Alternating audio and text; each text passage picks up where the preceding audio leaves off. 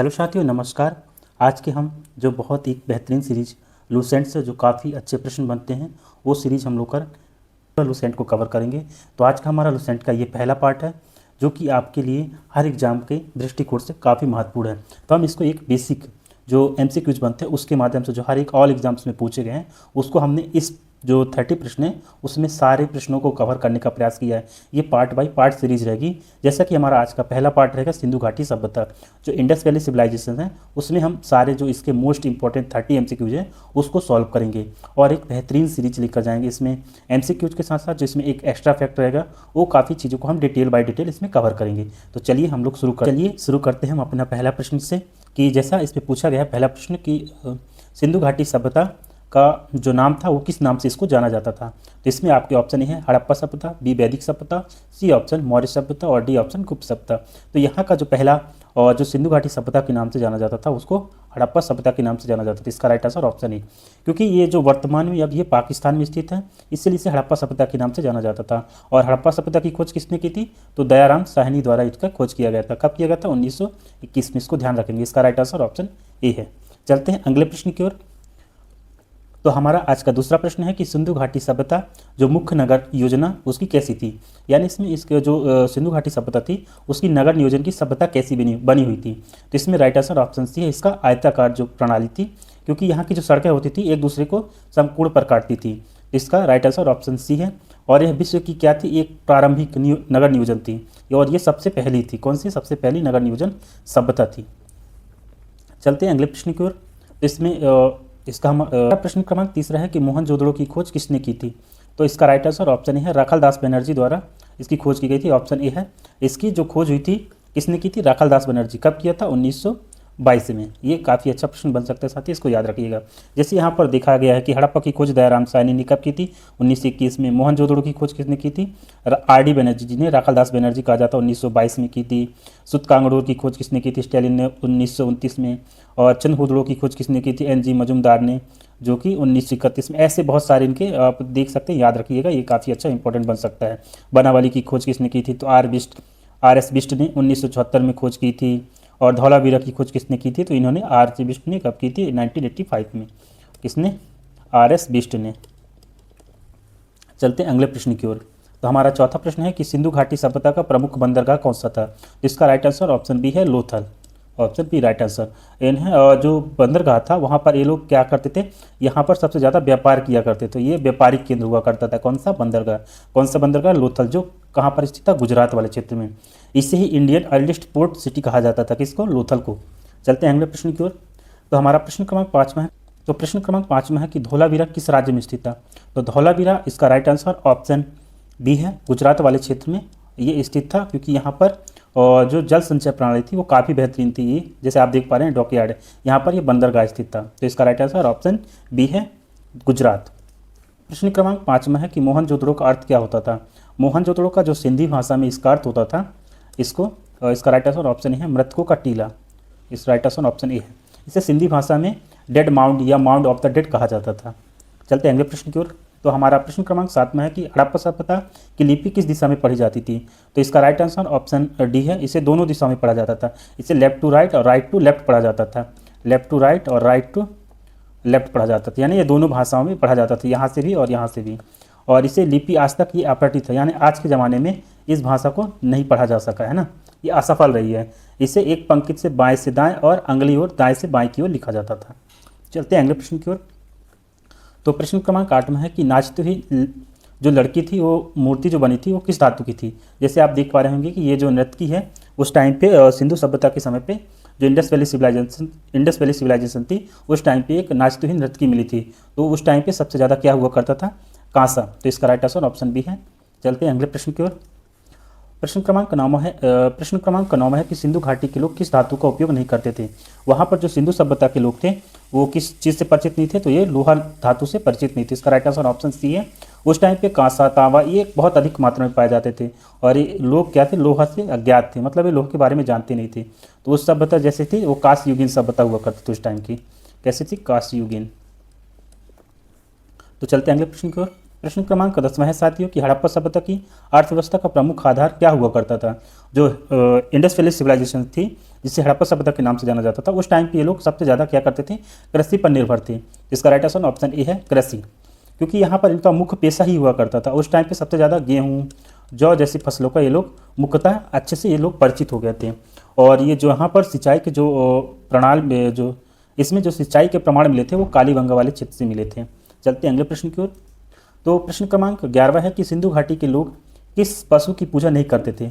ये लोग उस टाइम पे सबसे ज़्यादा जैसे बैल, हाथी, गाय आदि का पूजा किया करते थे ना। उस टाइम पे ये लोग क्या करते थे, और जो वैदिक सभ्यता में थे तो ये गाय से अपरिचित थे, क्योंकि ये लोग गाय तो थी बट उन लोग उतना उससे परिचित नहीं थे। वैदिक काल में ये गाय का इनको बहुत अच्छे से पूजा किया करते थे। वैदिक काल वाली योजना पे जब ये वैदिक काल आएंगे तब वहाँ पर गाय के बारे में अधिक जानकार हुए थे। यहाँ उस टाइम पे ये बैल, हाथी, बाघ, यूनिकॉर्न जैसे लोगों को वहाँ पर प्रमाण मिले थे। और जैसे यहाँ ट्रिक आप याद रख सकते हैं कि गाय बाद में आई, यानी वैदिक में छा गई। जो वैदिक काल में थी उस टाइम पे गाय को बहुत अधिक माना गया था, उनकी पूजा किया करते थे। चलते हैं अगले प्रश्न को। प्रश्न क्रमांक 12 है कि सिंधु घाटी सभ्यता का धर्म किस पर आधारित था, यानी जो उस टाइम पे सिंधु घाटी का धर्म था वो किस पर आधारित था। तो इसका राइट आंसर ऑप्शन है एकेतेश्वरवाद पर। ये लोग वहाँ पर उस टाइम पे उनका धर्म माना जाता था। और यहाँ पर ये सिंधु घाटी सभ्यता में पेड़ पौधे, जानवर और मातृ देवी की क्या करते थे, लोग पूजा किया करते थे। जैसे उस टाइम पे पीपल वृक्ष, पशुपति देव, महादेव की पूजा के वहाँ उस टाइम पे प्रमाण मिले हैं, यानी साक्ष्य मिले हैं। ये काफ़ी अच्छा इंपॉर्टेंट सवाल बन सकता है साथी, इसको काफ़ी अच्छे से आप लोग याद रखिएगा। तो हमारा प्रश्न क्रमांक 13 है कि किस स्थल से अग्निकुंड, यानी जिस टाइम पे फायर एल्टर कहा जाता था, यानी कहाँ से प्राप्त हुआ अग्निकुंड। उस टाइम अग्निकुंड का बहुत ही महत्व था। तो ये इसका राइट आंसर ऑप्शन बी है, कालीबंगा वाले क्षेत्र से ये लोग अग्निकुंड का प्रमाण मिलते हैं। अग्निकुंड जो राजस्थान, जो कालीबंगा वाले क्षेत्र में है, कहाँ पे है ये, आज राजस्थान। इसको आप याद रखिएगा, काफ़ी अच्छा इंपॉर्टेंट बन सकता है कि कालीबंगा कहाँ स्थित है ना। और ये हड्डियों के दाह संस्कार के यहाँ से प्रमाण मिले हैं, कहाँ से, कालीबंगा राजस्थान से। आप इसको याद रख सकते हैं, काली आग, बंगा यानी भूमि, अग्निकुंड यहीं से प्राप्त हुए हैं। चलते हैं अगले प्रश्न की ओर। तो प्रश्न क्रमांक 14 है साथियों कि सिंधु सभ्यता में धातु के औजार मुख्यतः किससे बनाए जाते थे। जो उस टाइम पे सिंधु सभ्यता के लोग थे तो उस टाइम पे सबसे ज़्यादा तांबा हुआ करता था। तो इसका राइट आंसर ऑप्शन बी, इसे ताम्र पाषाण युगीन सभ्यता भी कहा जाता था। ये मुख्यतः उसी के औजार बनाया करते थे।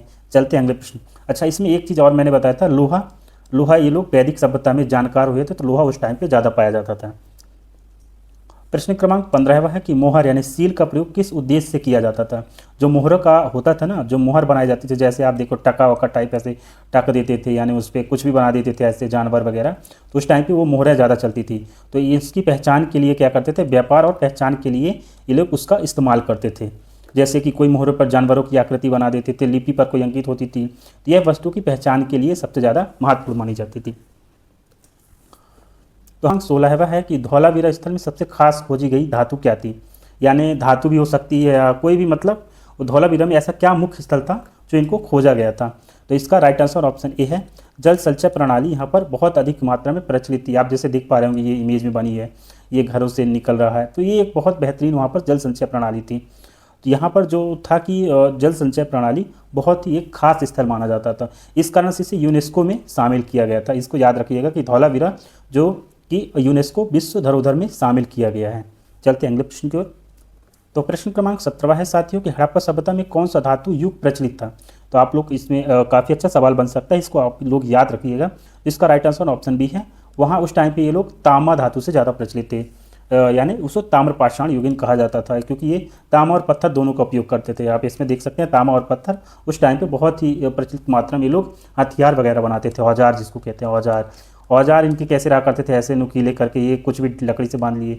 यहाँ से लोग जानवरों को ज़्यादा शिकार किया करते थे, कोई ऐसे ऐसे पाके पत्थर नुकीला कर दिए, बहुत तरह की आकृति के लोग पत्थर से औजार बनाया करते थे।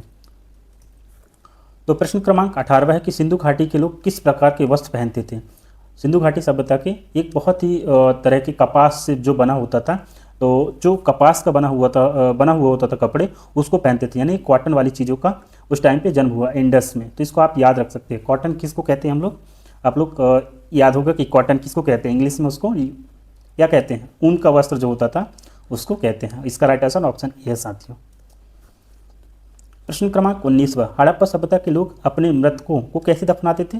जो उस टाइम पे जो मर जाता था उनको कैसे दफनाया जाता था, या मिट्टी के नीचे दफना देते थे या जल में प्रवाहित कर देते थे। तो इसका राइट आंसर ऑप्शन सी है, उसे मिट्टी में दफनाते थे, यानी उस टाइम पे दफनाने की भी प्रथा था। इसका राइट आंसर ऑप्शन सी है।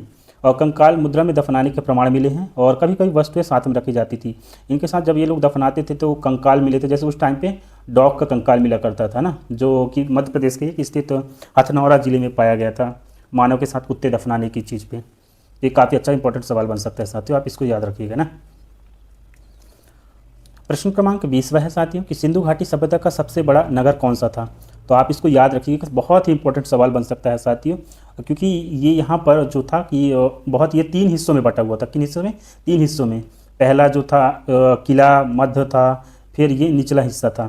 तो ये बहुत ही अच्छा इंपॉर्टेंट सवाल बन सकता है। सबसे बड़ा स्थल वहाँ पे उस टाइम पे धौलावीरा हुआ करता था, सबसे बड़ा नगर। ये लगभग 100 हेक्टेयर के अधिक क्षेत्र में फैला हुआ था। इसके 3 भाग बटे हुए हैं। जैसे पहला फर्स्ट वाला ऊपर वाले को किला कहा जाता था, मध्य को मध्यनगर, और तीसरे वाले को निचला हिस्सा कहा जाता था। ये बहुत ही अच्छा इंपॉर्टेंट सवाल बन सकता है साथियों। चलते हैं अगले प्रश्न की ओर। प्रश्न क्रमांक 21 है कि ग्रेट बाथ वो कहाँ मिला, यानी स्नानागार। इसको याद रखिएगा, स्नानागार कहते हैं ना उसको, स्नानागार। तो ये इसका जो उस टाइम पे था नहाने के लिए बहुत ही अच्छा एक टापू टाइप बनाया करते थे। तो इसका राइट आंसर ऑप्शन बी है, मोहनजोदड़ो से ये क्या मिला था यहाँ पर, ग्रेट बाथ यानी स्नानागार। यह सबसे प्रसिद्ध सार्वजनिक स्नानागार था, संभवतः धार्मिक उपयोग के लिए इसका इस्तेमाल किया जाता था। चलते हैं अगले प्रश्न की ओर। प्रश्न क्रमांक 22 है कि हड़प्पा सभ्यता में किस पशु की हड्डियों को अधिक प्रमाण मिले हैं, यानी जो उस टाइम हड़प्पा सभ्यता में थे तो उस टाइम पे ये लोग सबसे ज़्यादा किस पे ध्यान देते थे।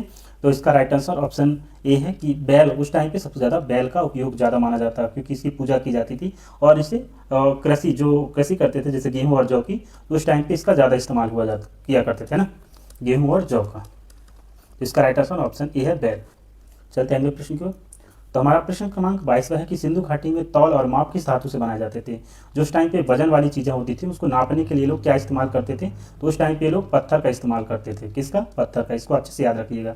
पत्थर उस टाइम पे ये लोग अपना, यानी जैसे हम आज के ज़माने में बाट या कोई आजकल टेक्नोलॉजी वाली मशीन इस्तेमाल करते तो उस टाइम पे लोग पत्थर का इस्तेमाल करते थे। इसका राइट आंसर ऑप्शन बी है।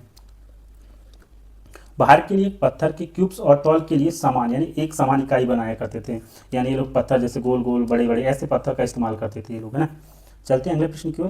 प्रश्न क्रमांक 24 है कि किस स्थल से बाढ़ का प्रमाण मिला है, यानी वहाँ पर उस टाइम पे बाढ़ भी आई थी। तो इसका राइट आंसर ऑप्शन सी है दोस्तों, मोहनजोदड़ो के उस टाइम पे बाढ़ का प्रमाण मिला है। यहाँ बार बार बाढ़ आने से नगर क्या होता था, पुनः निर्मित किया गया था। चलते हैं अगले प्रश्न की ओर। प्रश्न क्रमांक 25 है साथियों, किस स्थान से तांबे की गाड़ी और घोड़े की समान आकृति मिली है। तो इसका राइट आंसर ऑप्शन डी है, लोथल से यहाँ पर क्या मिला है, तांबे की गाड़ी। लोथल, है ना। लोथल में धातु से बनी छोटी गाड़ियाँ और पशु की आकृतियाँ मिली हैं। इसको काफ़ी अच्छा इंपॉर्टेंट सवाल बन सकता है, साथ ही इसको याद रखिएगा। इसका राइट आंसर ऑप्शन बी है।